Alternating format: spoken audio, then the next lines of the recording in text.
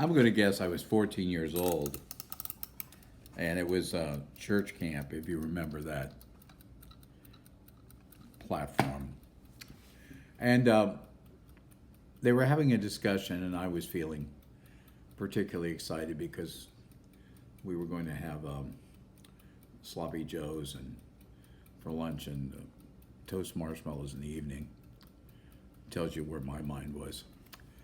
And I was feeling pretty good, and one of the speakers at the church camp said, "You understand, kids? Do you understand? To God, there's no difference between lying and murder. It's all sin."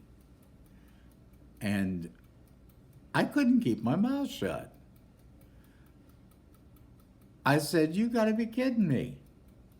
God doesn't know the difference between lying and murder." I said, "I know the difference. If you lie to someone, you could apologize and take them out to dinner. If you murder someone, the best you can do is to send flowers to the funeral.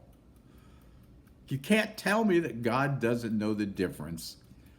But you see, this is a premise we have to come up with to convince people when in this arena of religion that we're all sinners. You are a sinner. It's a nasty thing to call someone, isn't it?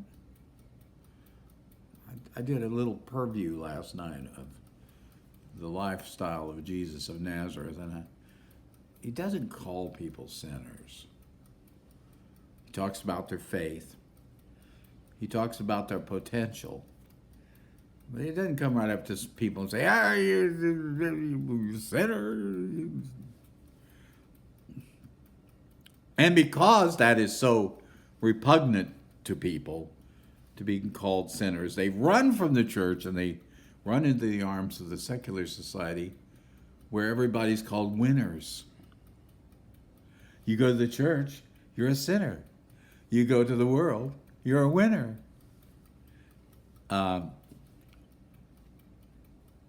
Neither is true. We're just peeps. That's all. All of us just peeps. Sometimes we poop and sometimes we pop, but we're just peeps. And trying to make people feel bad about themselves so they can have a salvation experience and feel good about themselves might be an unnecessary step.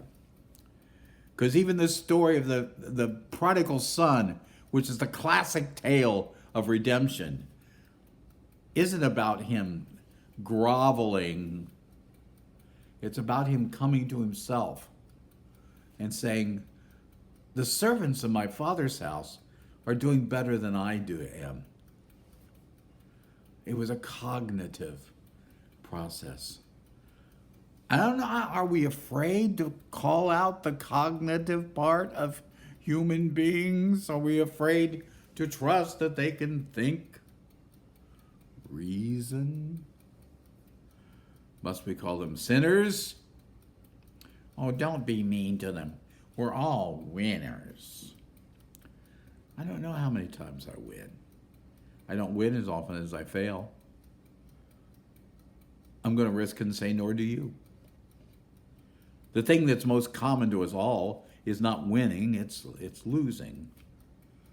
It's where we have empathy. It's where the needed empathy comes out to where we understand one another, whether it's black and white or red and yellow or man and woman, gay or straight or whatever it ends up being.